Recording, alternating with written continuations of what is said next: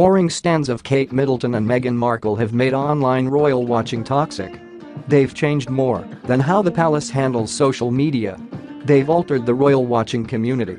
A leading UK women's lifestyle magazine, Hello, is known for its coverage of celebrity fashion, relationships and beauty, along with round-the-clock royals news. But 2 days ago, the magazine published something rather unexpected, a plea to their readers, asking them to be kinder to Kate Middleton, Meghan Markle, and celebrities in general. The campaign, called Number Hello to Kindness, aims to champion positivity and combat an uptick in trolls attacking Meghan Markle, Kate Middleton, and their fans online, and especially on Kensington Palace's social media accounts. Kensington Palace spends hours trying to moderate the hateful comments the duchesses receive, a source told Hello's royal reporter Emily Nash. The palace has always monitored comments, but it's a hugely time-consuming thing, the source told the outlet.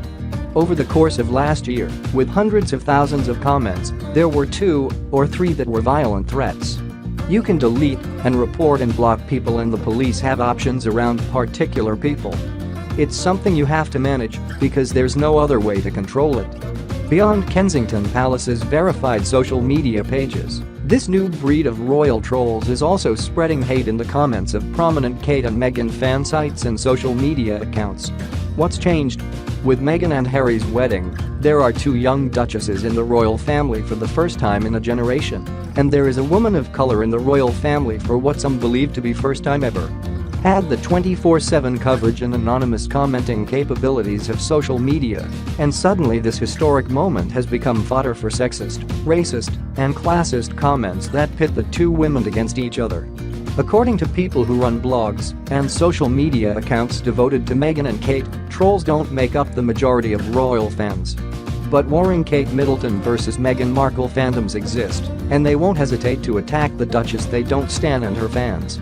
They have utterly changed the once polite world of royal watching, sowing toxicity, divisiveness. And, according to several reports that have come out, the cruel comments and headlines have affected Meghan herself on some level. A royal insider made it clear to Elle previously that Meghan is aware of the salacious reports about her, but doesn't read tabloid gossip. A source told Us Weekly in December that it's been frustrating and stressful for Meghan with the tabloid stories to have no voice. She's always relied on her own voice to stand up for others and for herself. We've seen 2 warring camps develop online, royal blogger Charlotte, who runs Duchess Kate and Mad About Meghan, told Elle. If an engagement is announced for one duchess, the supporting camp of the other duchess goes into overdrive. Ardent fans known as stans online have driven the once affable online community into an incredibly divisive place filled with vile insults, abuse and inexcusable behavior. Some people feel the need to compare them or create a competition, said Christine Ross, editor of What Would Kate Do? And Meghan's Mirror, when in reality the world needs both women who raise awareness for worthy causes, encourage kindness, and support their communities and the world around them. The hatred toward Meghan is racist, classist, and more sinister. Charlotte told Elle that there is something more sinister and incendiary about the reaction to Meghan. I began blogging about the Duchess of Cambridge weeks after the royal wedding in 2011, she said. About 6 months before Harry and Meghan announced their engagement, I decided to blog about the future Duchess. Within 24 hours of launching the Mad About Meghan blog, I was overwhelmed by the negativity, classism, snobbery, racism and abusive attitudes regarding Meghan.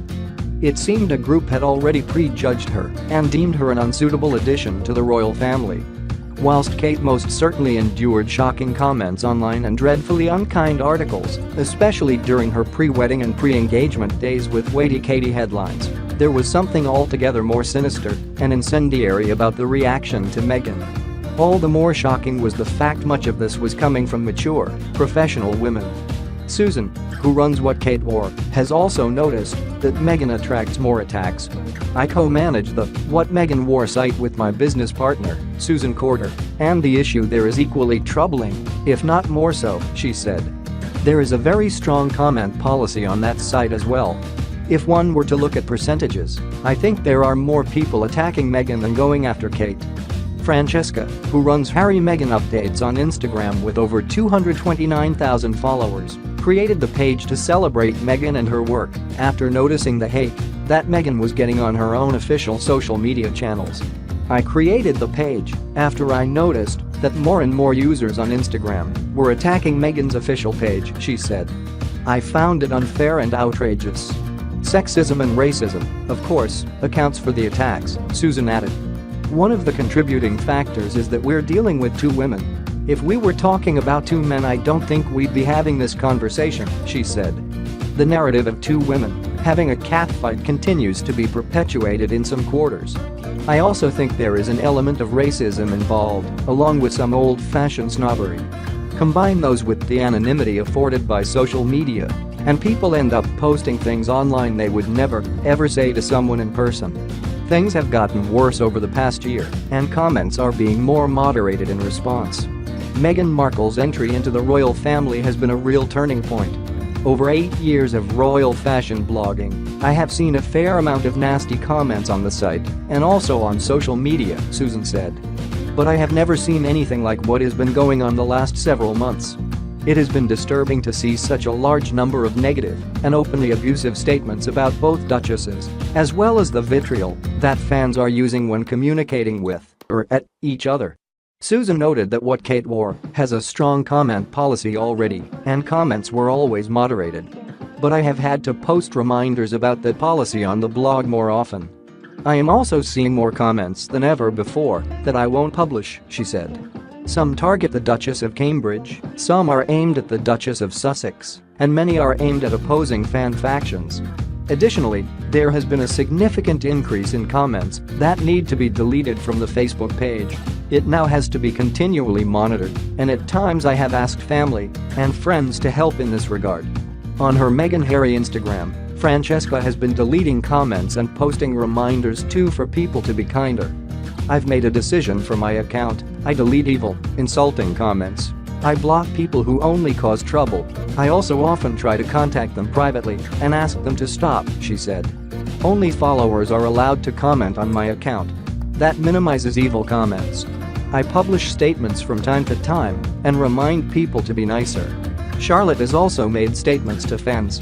Shortly after the engagement, I addressed readers on both blogs in an effort to combat the vitriolic atmosphere developing on social media, blogs and media outlets.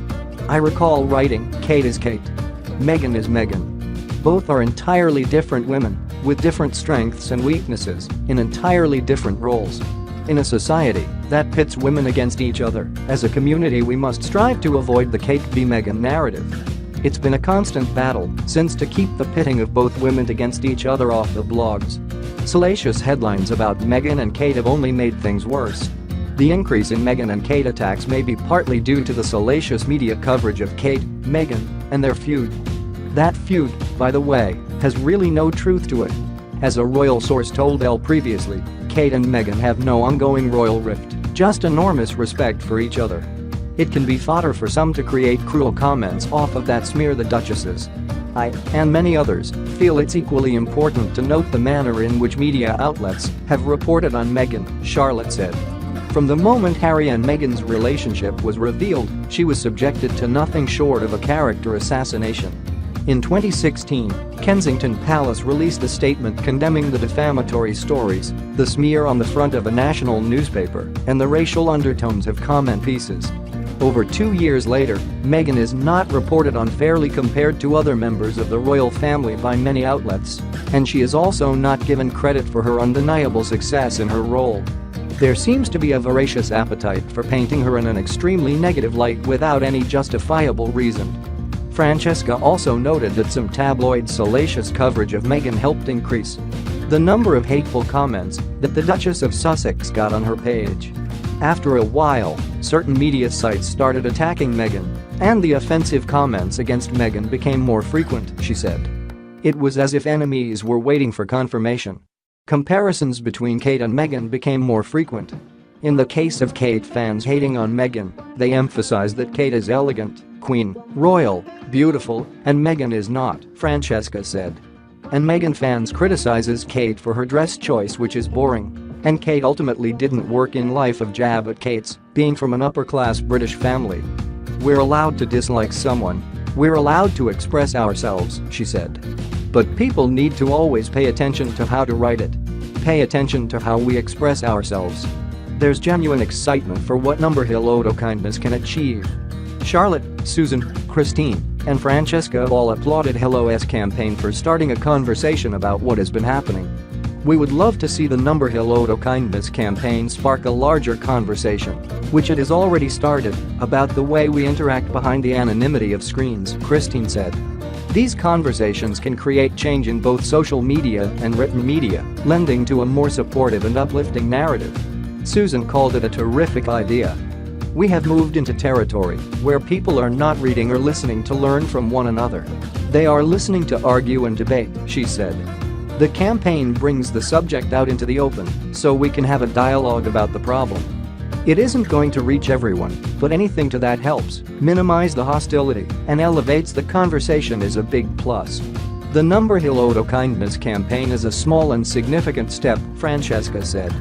She also pointed out that Hello has generally been better in its coverage of Meghan than some other outlets, and that resonated with her. They don't participate in the pursuit against the Duchess of Sussex. Editor-in-chief Rosie Nixon made a statement last year that the team would not report about the family of Meghan out of consideration for Meghan's feelings.